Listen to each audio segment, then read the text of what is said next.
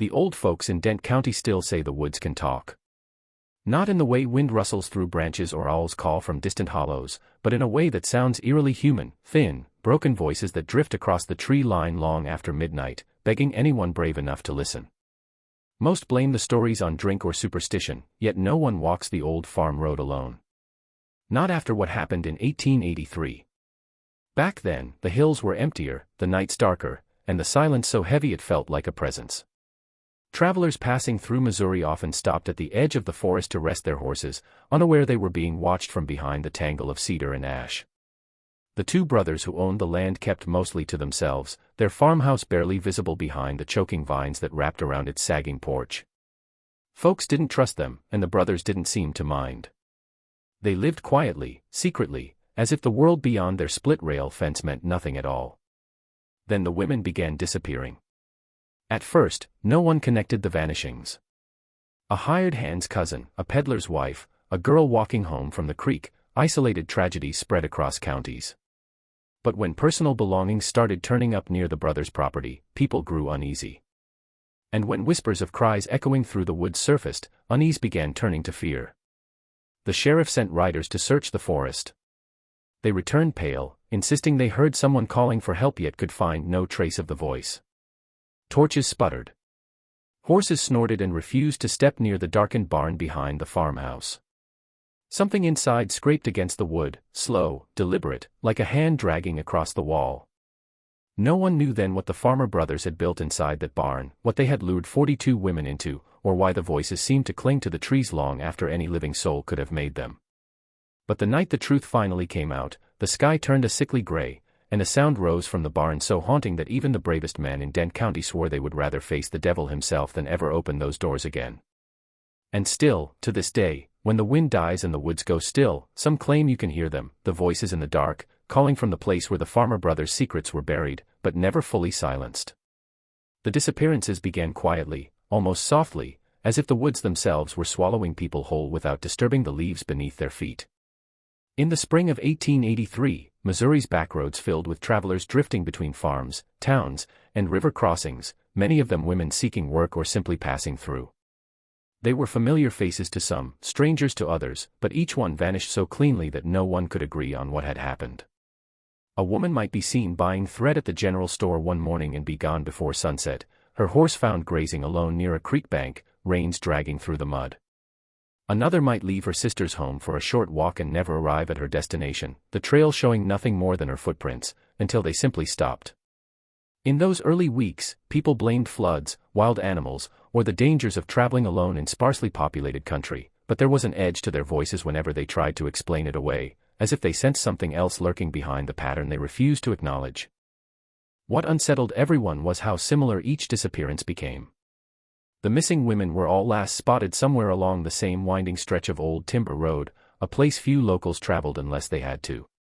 The trees there grew too close together, bending over the path like watching silhouettes, and the shadows seemed wrong even in daylight. A peddler claimed he saw a woman waving at someone hidden behind the tree line shortly before she vanished. A farm boy reported hearing two men arguing near the same path on the night another woman went missing, but when he gathered the nerve to return with his father, the woods were silent, undisturbed, as if swallowing all traces of life. As days turned into weeks, fear began to tighten around the community. Mothers stopped letting daughters walk anywhere alone. Farmers carried lanterns even during twilight hours. A small search party combed the nearby woods, calling the women's names until their voices cracked, but the forest answered them only with its stillness. The sheriff, pressed by families desperate for answers, wrote in his report that nothing indicated a struggle, no sign of tracks out of place, no overturned earth, no blood. It was the lack of evidence that terrified him the most. It was as though the women had been lifted out of the world by invisible hands, plucked from the road while the trees watched and told no one.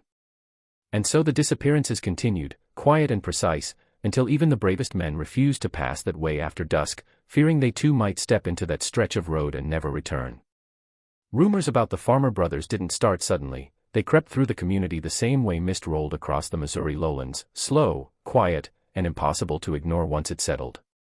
In a place where most people knew each other's business without trying, the brothers stood out simply because no one knew much about them at all.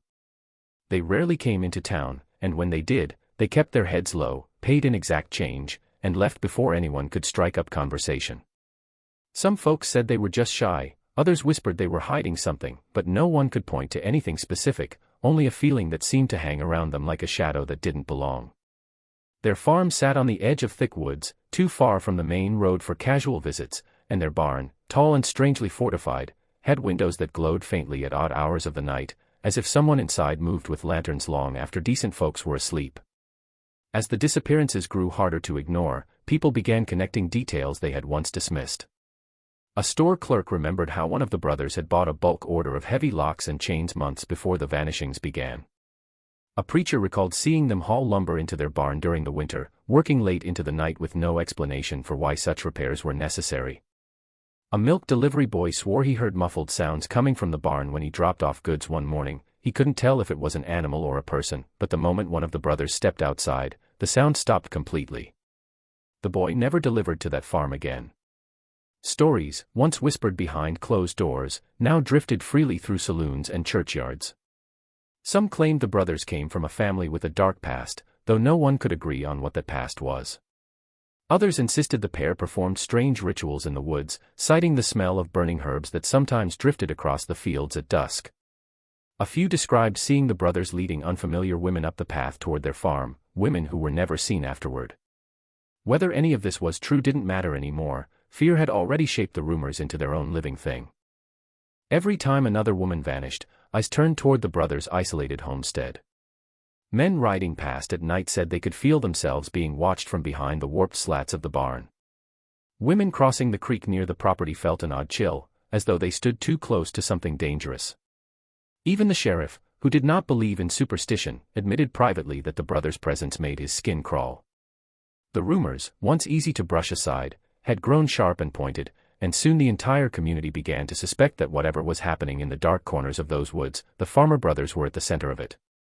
The discovery of the hidden path behind the Farmer brothers' land marked the first undeniable sign that something was terribly wrong.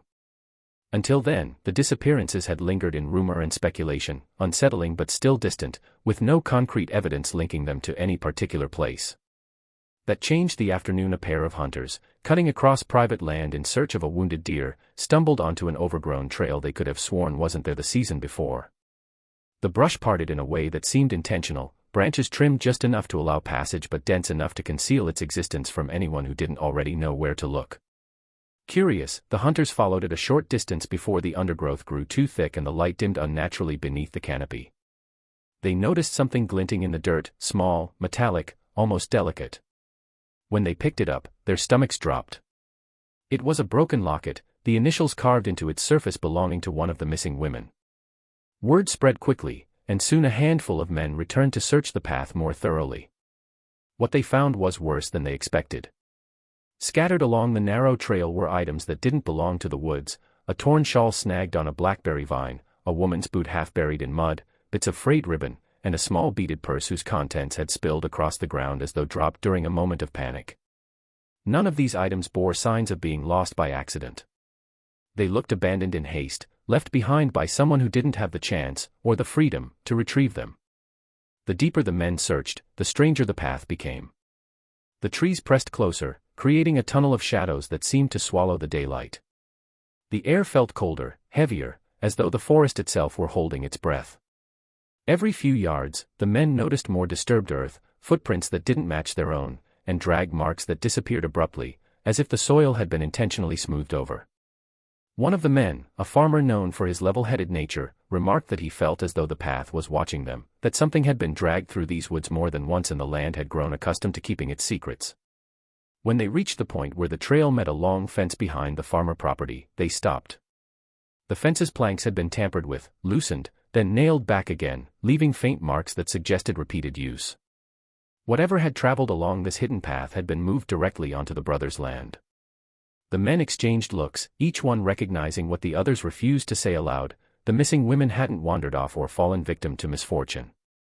They had been taken, led down this very trail, and the evidence left behind was not only a breadcrumb trail of fear, but a silent testimony to the terror they must have endured. The whispers of cries drifting from the woods began as faint, uncertain accounts, strange enough to unsettle, but easy enough for people to dismiss in the beginning. Missouri nights had always been full of odd noises, coyotes yipping at the moon, owls calling from deep hollows, the distant crack of branches under deer hooves. People were used to the wilderness speaking in its own language. But the voices that travelers described did not sound like animals. They sounded human, thin, and trembling, as though they came from someone desperate to be heard but too weak to shout. The first traveler to mention it was a trader passing through at dusk. He claimed he heard a woman's voice calling his name, even though no one in that part of the state knew him. When he stopped to listen more closely, the voice shifted, repeating the same broken plea again and again before fading into the trees. He left his campfire burning and rode through the night without looking back. Others soon reported similar experiences. A family traveling by wagon insisted they heard several voices whispering at once, overlapping like people speaking through walls too thick to fully understand. A young couple returning from a visit to town felt something watching them from the tree-line. They heard soft sobbing that followed them along the road until they reached open fields. Even hunters, men who knew every sound the forest could make, returned pale, confessing they heard someone begging for help just beyond the reach of their lantern light. One hunter claimed that when he called back into the darkness, the voice immediately stopped, replaced by a long, unnatural silence that made his hair stand on end. As more people came forward, the sheriff attempted to attribute the accounts to imagination stirred by fear of the recent disappearances. But even he couldn't explain why so many described the voices in similar ways, distant but unmistakably human, weak yet persistent, as though carried on a wind that didn't move the leaves. And the strangest detail of all was that the cries seemed to come from different parts of the forest on different nights. Some travelers heard them near the creek, others near the old farm road, and a few swore the voices were coming from behind the Farmer Brothers barn itself.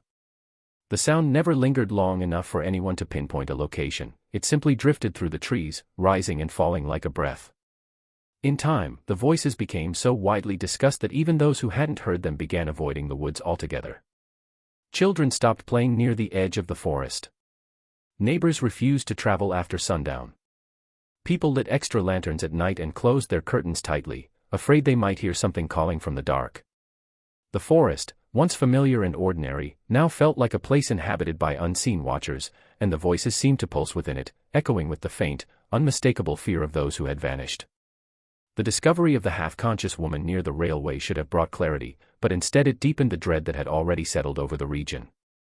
She was found at dawn, lying in a patch of tall grass not far from the tracks, her clothes torn, her feet bare, and her skin streaked with dirt as though she had crawled through the woods for miles. A railway worker spotted her when he stepped off the morning train, at first thinking she was an abandoned bundle of cloth. When he realized it was a person, he ran to her, only to find her shivering violently despite the warm air and staring at him with eyes so hollow it seemed she wasn't fully in her own mind.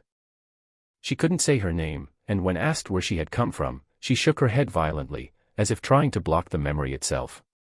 Yet every few minutes she whispered the same fragmented phrase, kept for something. The words trembled out of her like a confession forced through terror. The workers wrapped her in blankets and rushed her to town, but even as she warmed by the stove in the sheriff's office, she continued to mumble disjointed phrases that made no sense to the men listening, about locked doors, about footsteps in the dark, about someone counting slowly in the next room.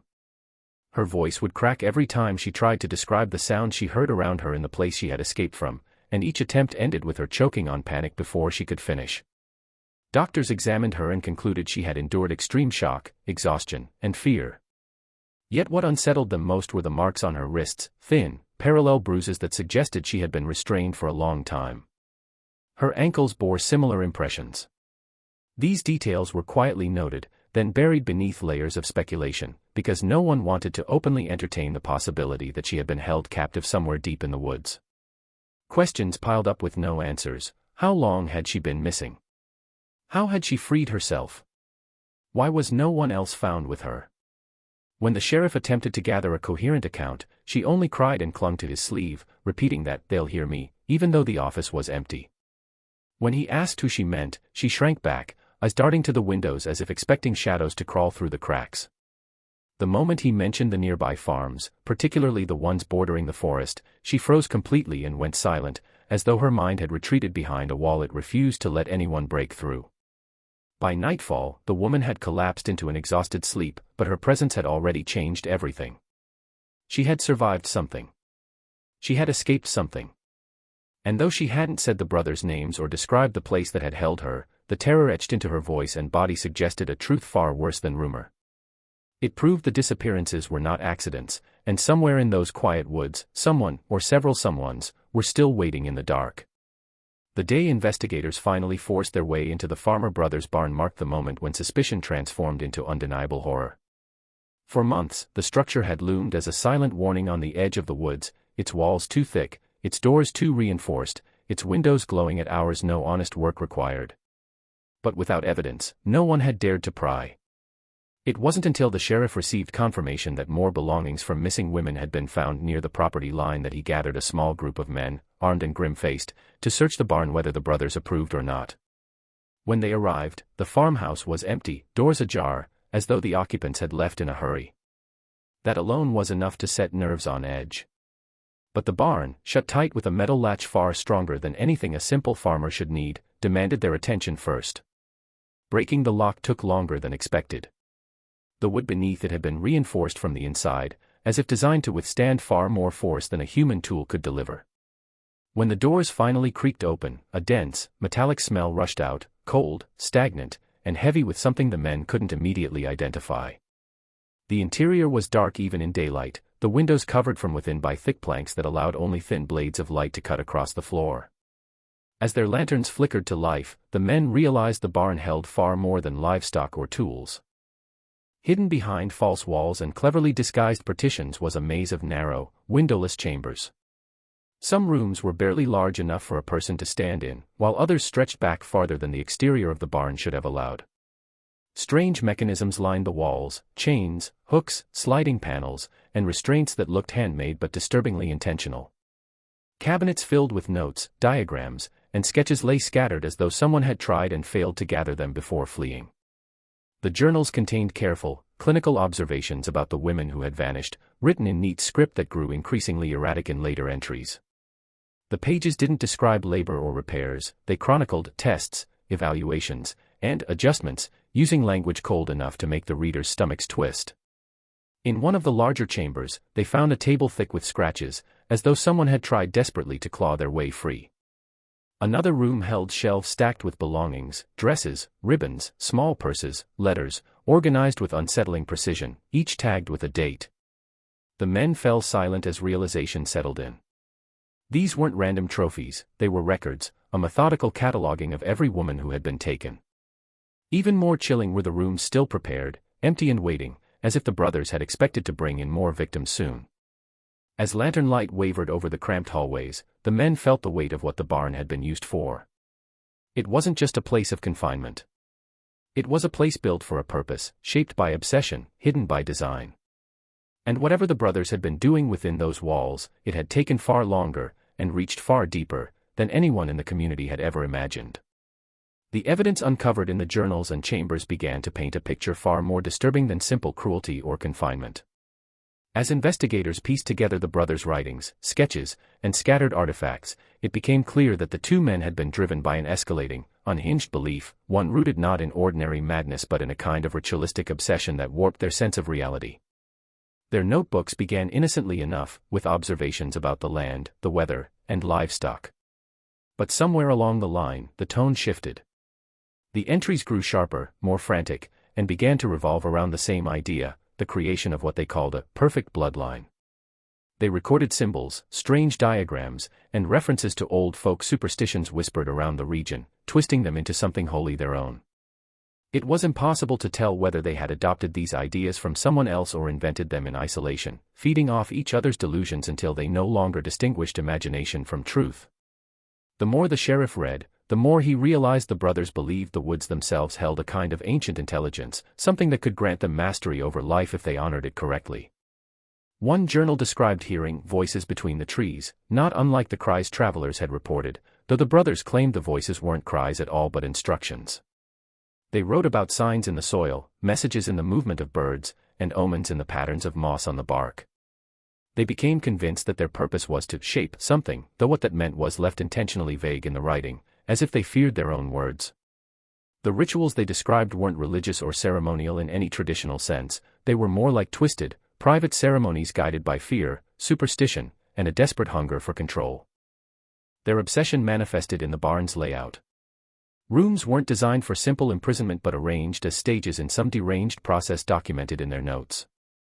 They assigned symbols to each chamber, marking progression and failure, tracking patterns they believed would lead them closer to their goal. The journal spoke of corrections and purifications, words that hinted at a logic known only to the brothers. They spoke of selecting women not at random but according to traits they considered significant. Some entries praised certain signs appearing, while others lamented failed outcomes. The clinical nature of these descriptions was chilling, for it revealed a complete detachment from the humanity of their victims. What unsettled the investigators most was a final set of sketches showing figures in the woods, not clearly human, drawn with an eerie reverence. Alongside them, the brothers wrote about the ones who wait, insisting that if they completed their task, these watchers would grant them the power they sought. Whether the brothers truly believed this or simply fell deeper into shared insanity, the result had been the same. Their obsession had grown into a ritualized mission, one that consumed their minds and shaped every monstrous choice they made within the hidden chambers of that barn. The deeper the men searched the forest around the Farmer brothers' property, the more unsettling the nights became. At first, the investigators assumed exhaustion and nerves were causing their senses to play tricks on them. They had spent days walking through tangled underbrush, marking paths, and listening for any sign that more victims might still be alive. But soon the strange occurrences grew too frequent, too precise, to dismiss as imagination. It began with faint rustling sounds at dusk, soft at first, like a deer shifting in the brush. But the longer the men listened, the more deliberate the noises became, as though whatever moved out there was following them, matching their steps at a careful distance. When lanterns were raised, the woods went silent. When lanterns lowered, the rustling resumed. It was not the random shuffle of an animal. It had rhythm, intention, awareness. One night, as they paused to rest near a clearing, the men heard low murmurs drifting between the trees. The words were impossible to make out, but the cadence resembled whispering, multiple voices layered together, blending with the wind in a way that made it difficult to pinpoint direction. The sheriff ordered everyone to stay close, but even he could not deny the hair rising on his arms as the whispers circled the group. No footsteps, no visible movement, just the sense of being surrounded by unseen figures moving behind the darkness. The men strained their eyes, convinced someone was watching them from just beyond the reach of their lantern glow. Animals behaved strangely too. Horses refused to approach certain areas of the forest, stomping wildly and pulling at their reins as if terrified of something the men couldn't see. Dogs brought along for tracking whimpered and pressed against the legs of their handlers, refusing to follow the scent deeper into the woods. On one morning, fresh tracks were found near the boundary of the property, large, overlapping prints that didn't match any known creature. They circled the barn in a tight pattern, as though something had paced around it for hours during the night. The men examined them under lantern light, unable to explain their uneven shape or odd spacing. They looked almost human, but too distorted, too wrong, to belong to any person. Some investigators reported hearing branches snapping high above, as if someone were moving through the trees with uncanny ease. Others described glimpsing shapes darting between trunks, quick, pale flickers that vanished the moment they tried to focus on them. One man swore he heard a woman's voice humming softly somewhere behind him, though no one else heard it and no signs of life were found in that direction. What unified all these accounts was the overwhelming feeling of being watched from multiple angles, as if the forest itself had awakened and was studying them with cold curiosity. By the end of the week, even the most skeptical men admitted that something in those woods moved at night, something that seemed to know the land far better than any human. Whether it was connected to the missing women, the brothers' rituals, or the voices travelers had long reported, none of them could say. But one thing became certain: the forest was no longer just a place they were searching. It had become a presence, one that observed every step they took, waiting for something they could not name. The brothers' sudden disappearance came with such eerie timing that many later swore the woods themselves had swallowed them. It happened the same night the investigators uncovered the final set of journals, the ones filled with frantic sketches and unfinished entries that hinted the brothers believed they were running out of time. The sheriff had planned to arrest them at dawn, but the moment the sun rose, their farmhouse stood empty. The front door hung open, swaying gently in the morning breeze, and the beds inside looked as if they had been abandoned in the middle of the night. Their boots remained by the door, their coats still on hooks, and a half-eaten meal sat on the kitchen table, attracting flies. It was as though they had stepped outside for a moment and simply never returned.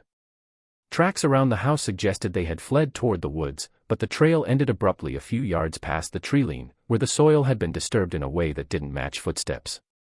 It looked as if something heavy had been dragged, or as if the ground itself had shifted to erase their passing. Search parties fanned out in every direction, calling their names, though no one truly hoped for an answer. As the men moved deeper into the forest, the atmosphere grew thicker, as if the air resisted their presence. Birds didn't sing. Leaves didn't rustle. The woods held an unnatural stillness, a silence that seemed to press against their ears. Near dusk, one of the searchers found a torn scrap of cloth snagged on a low branch, stained with something dark and dried. The cloth matched the shirt one of the brothers had been seen wearing earlier that week. But instead of bringing clarity, it invited more confusion. There were no tracks nearby. No footprints. No broken branches. Nothing to indicate a struggle. It was as if he had simply materialized long enough to leave behind a shred of himself before fading back into the shadows. As the men moved deeper toward a cluster of ancient oaks, several reported hearing faint noises, rustling that moved too quickly between trees, low murmurs that rose and fell in pitch, and distant thuds like footsteps heavy enough to shake the earth. When night fell, lanterns picked up odd reflections between the trunks, as though eyes watched them from the shadows. The men tightened their formation, realizing the same presence they had felt all week had grown bolder. Something was following them, pacing with deliberate steps, drawing closer every time they paused. Yet no matter how quickly they turned, nothing stood there, only darkness thick and hollow. The sheriff called off the search just as the forest began to feel strangely alive, with whispers threading through the branches and an icy wind rising from nowhere. By the time the men retreated to open fields, they knew the search was over. The Farmer brothers had not escaped justice. They had not run. They had been claimed by something deeper than the law, something that had been watching long before their crimes were discovered. And though their bodies were never found, the forest seemed to shift in the days that followed, as if settling over a secret it had no intention of ever giving back.